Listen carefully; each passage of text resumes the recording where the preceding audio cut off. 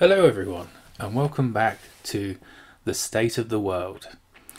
I hope wherever you are you're having a great day, and if not, I hope your day gets better. To start with today, just wanted to give a little bit of a quick update. I mentioned the keto diet and the progress last week. Well, there's been some sad news. I'm no longer 17 pounds down, I'm only 16 pounds down, and the reason for it is the weekend. And yeah, it's tough on the keto to try and enjoy the weekend, but I had a good weekend. Had the father-in-law and the brother-in-law over, and I made a keto-friendly chicken tikka masala and a keto-friendly buttered chicken, and to rave reviews. I have to say, it's as good as you'd get in the takeaway shop. Now, I'm patting myself on the back. The truth is, I've got both recipes off of YouTube. I've made them twice now, both, and my wife and I substituted the cauliflower rice for the real rice.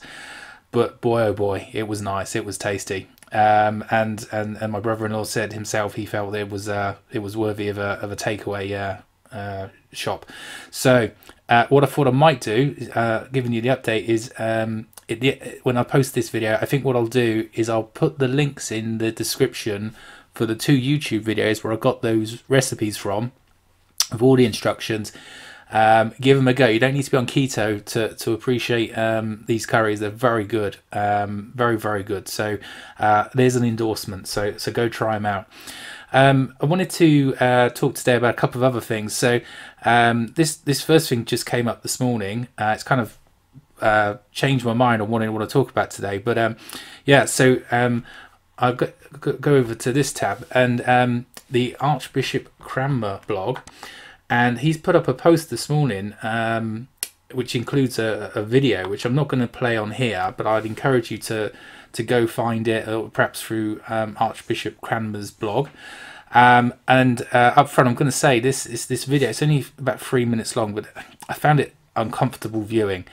And if you don't like confrontation, then don't view it. But I'll talk you through essentially what happened.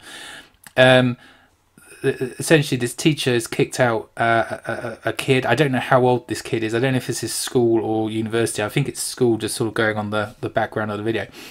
And he's kicked this kid out of the class because the kid has essentially said there are only two genders, male and female. The teacher in this video is, I think, is very rude and very, almost not quite aggressive, but you know, I think he's taken a horrible line here, and he basically says to the kid, look, there's this policy, it's a schooling policy, and he's trying to blame the student, I feel, for not sharing that opinion that there's more than two genders. And one specific point on the video is he actually berates him for not taking the opportunity to shut up. That's what he says, that he didn't take the opportunity to shut up. The student then tries to state that the policy is not scientific, to which the teacher rebuffs that and says, well, not every policy is scientific.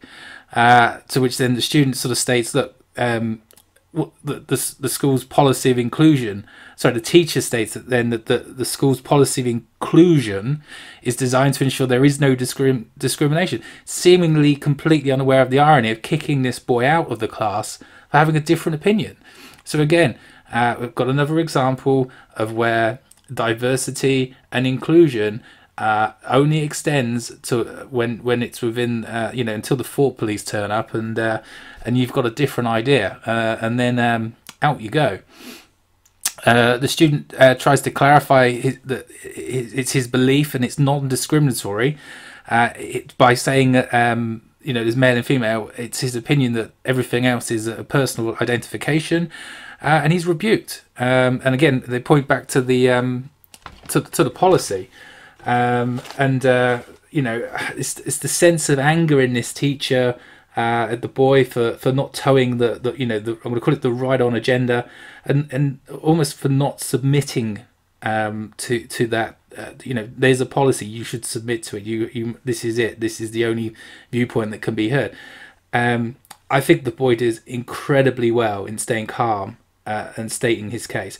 The fact that he's recorded this, I don't know that the teacher knew this was being recorded, and maybe he did. I don't know, but maybe the boy knew he needed to keep calm, and that this is perhaps repeat behaviour from teacher. I don't know. That's purely speculation. But I thought he did very well to stay calm in the face of, I thought, the anger from this teacher is aimed at him. You see he's almost pointing in times. I think he did well to keep calm and articulate. And to you, I say well done for sticking to it. So please go watch the video and read what Archbishop Cranmer's got to say on it. Obviously, he's a religious blogger. He writes about Christianity and, in particular, Church of England.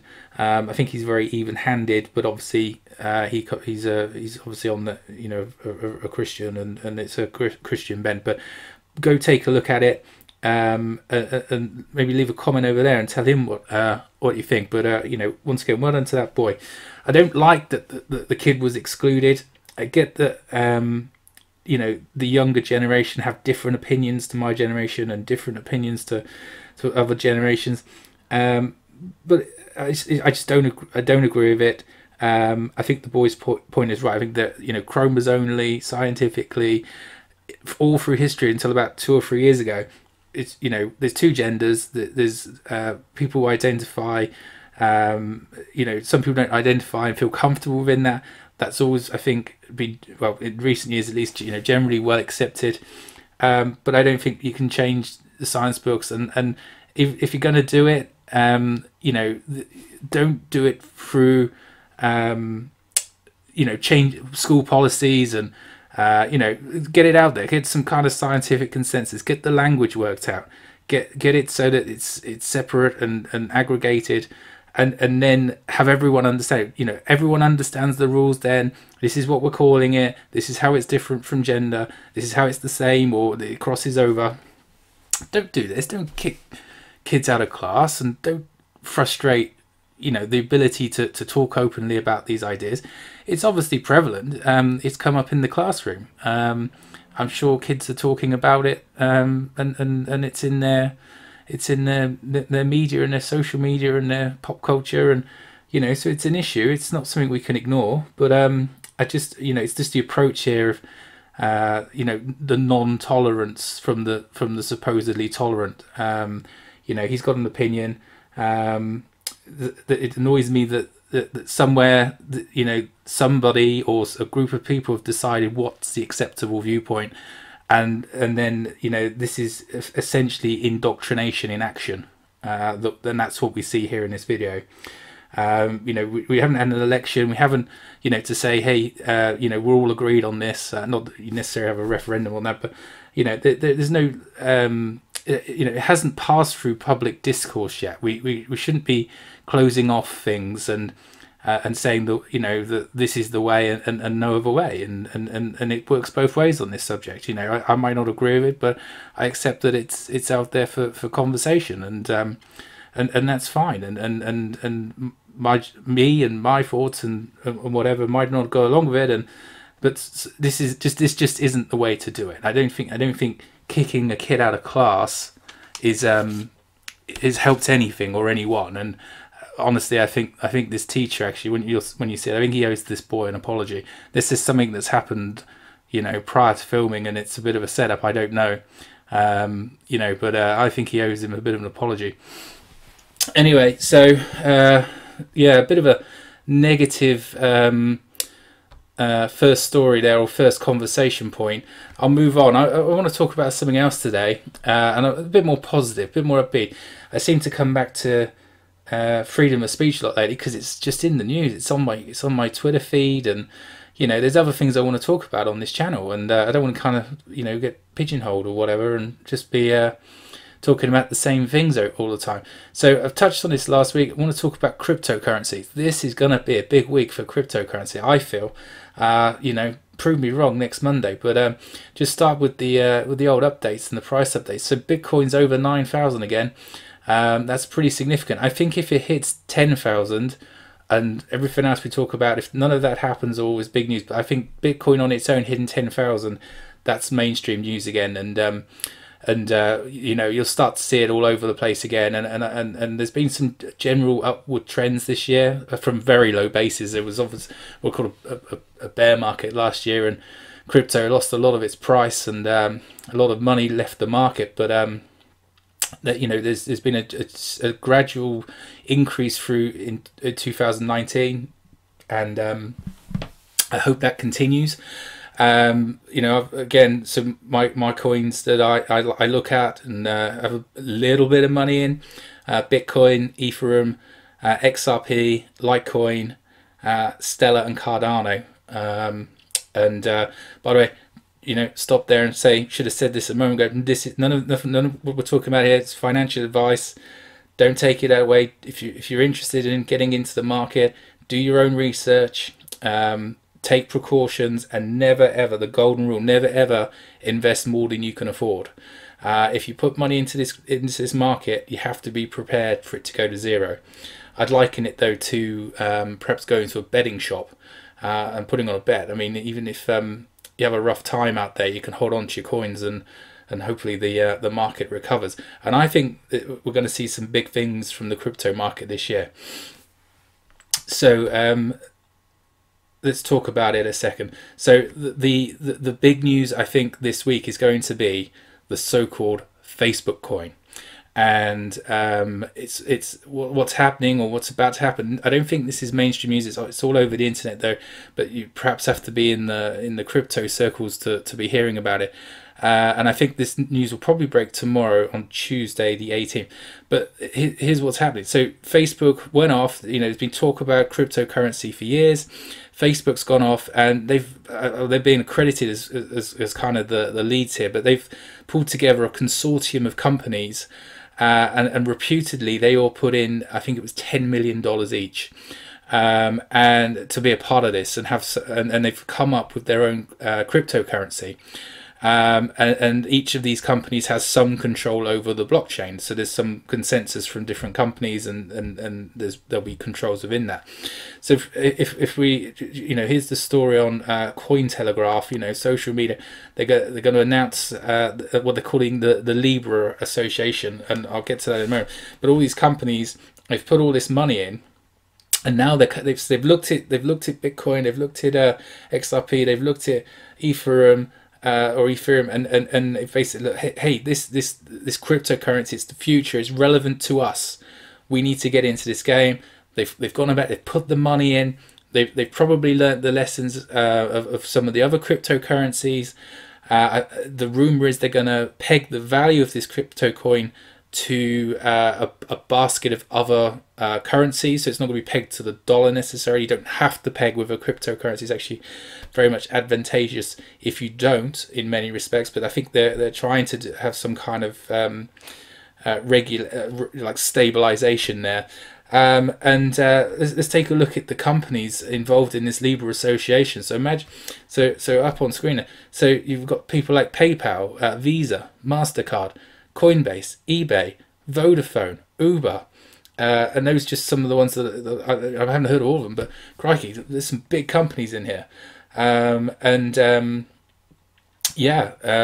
know, so think about it for a minute.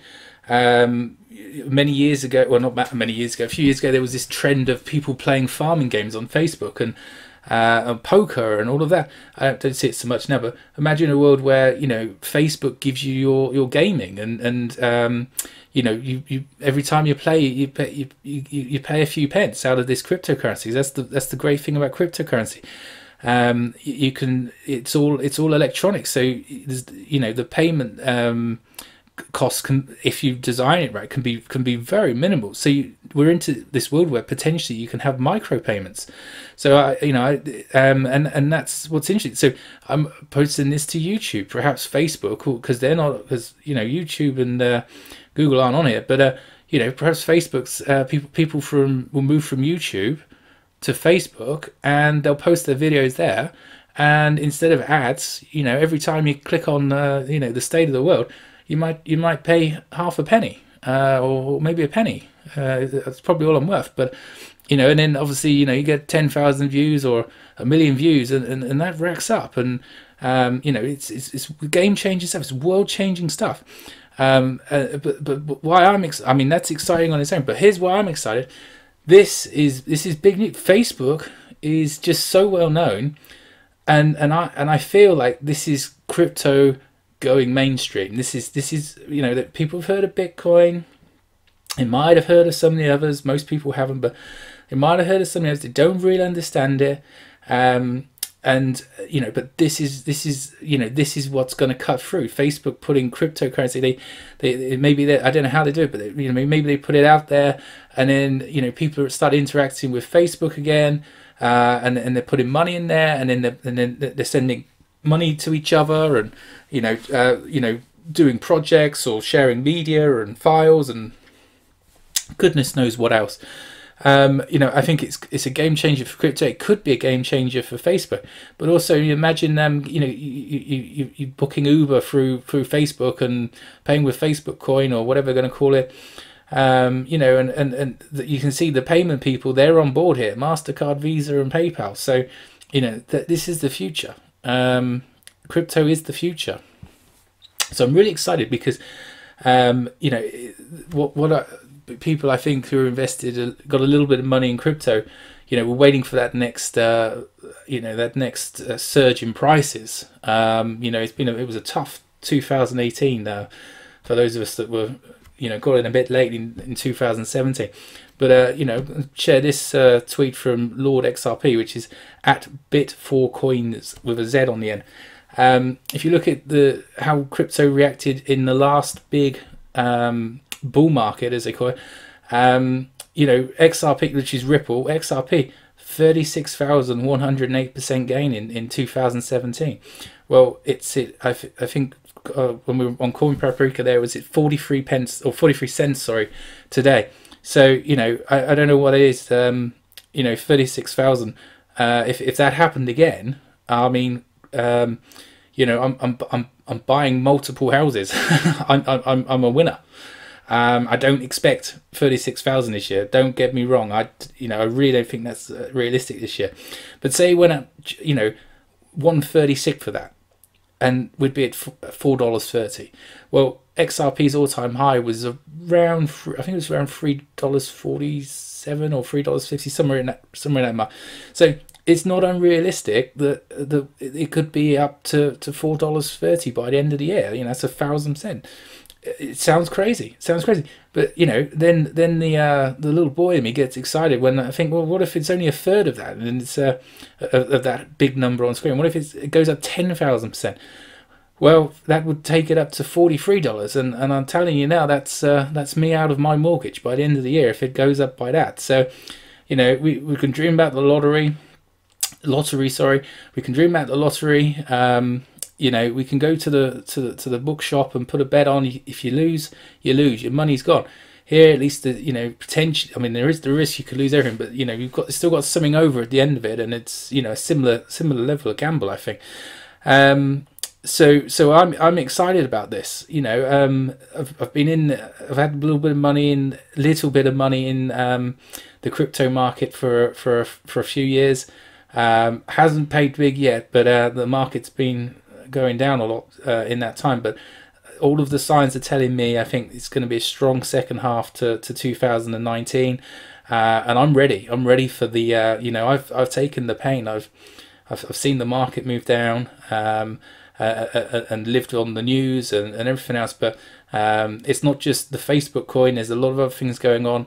If you look at XRP, we'll talk about XRP we'll talk about all the cryptocurrencies on over here, but if you look at XRP, the CEO of the company Ripple, you see him at events with the IMF people and the big banks, and that's really their area. They help big banks move money around the world, and the payment providers. So they're right in there, and I don't think they've reached their potential yet. And I think when some of these central banks, if this is speculative, but if they start adopting some of their technology and moving huge sums of money around the world, well, that's that becomes that's a game changer for them, because the more that those coins are moving around, the better the value is the way I see it. You see, Bitcoin is just of all the coins, it's the name recognised. You know, it's the one everyone knows. It never seems to be far from the news. And you know, what I've learned in the last couple of years is every time they write Bitcoin's obituary, give it a couple of months, and you'll see it spiking and going up. And I'll tell you another thing. I'm a bit of an XRP fan, and there's a bit of an online thing between the XRPers and the Bitcoiners. The Bitcoin people, boy, they are so motivated. They're very intelligent people, I'm sure. You know, I see a lot of pluses for XRP. There's a few things about Bitcoin, we'll probably maybe cover them, where you might say, okay, well, it was the first one, but maybe things have moved on. These people are so motivated. I don't count it out. I don't discount that these guys are going to figure out some of the flaws in terms of the high cost of payment and the speed. But you know, there's so much enthusiasm and motivation to make Bitcoin number one and keep Bitcoin number one. I don't rule it out. That's why I'm in there. You know, I might be a little bit more on the side of XRP, but yeah. So I think the Bitcoin people will figure it out. But this Facebook coin, I think it brings it mainstream. You know, it wouldn't surprise me if at the end of the week we're doing a video and you're seeing that, you know, we'll maybe look back on today's prices, and boy, you know, I'm really hopeful that this interest from Facebook will, you know, really get the market going again. Now, I should say, you know, they're not launching the coin as far as I know this week. They're talking about publishing a white paper. We might get an understanding of how they propose this is going to work within this Libra alliance. But you know, all conversation around it is good. And positive news, and that's what the crypto market and people like me need right now. So final screen. So Barry Silbert saying exactly that. The launch of Facebook, in his opinion, at Barry Silbert, the launch of Facebook's cryptocurrency will go down in history as the catalyst that propelled digital assets, including Bitcoin, to mass global consumer adoption. Will be remembered as just as important and transformative as the launch of Netscape browser. Buckle up. Well, folks, can you imagine if you had a time machine and you went back in time to the point that Netscape was launched, and how much further the internet has evolved since then, and how people interact. How many people were on the internet when Netscape was launched? You know, your mum, your dad, your nan, your gran. Everyone's on the internet now. And digital assets are the same. Cryptocurrency is the same. Everyone's going to be using them. Now, I'm not saying paper money's going away, and I'm not saying central banks are going away. You know, there's going to be a role for them, but more and more we're going to be using and trading and spending and buying and selling and perhaps even getting paid in cryptocurrency. And this is one of those key turning points. This is what you remember when Netscape came out. You remember Ask Jeeves. You remember Google. You remember Facebook. You might even remember Friends Reunited. You remember these points in the history of the internet, in the history of cryptocurrency. This week could well be a big one. So thank you very much for listening. If you've got this far, please consider giving me a like and a subscribe, and or leave a comment. If you want to find me on Twitter, please do, at the State of the W1. Have a great day, everyone. Have a great day.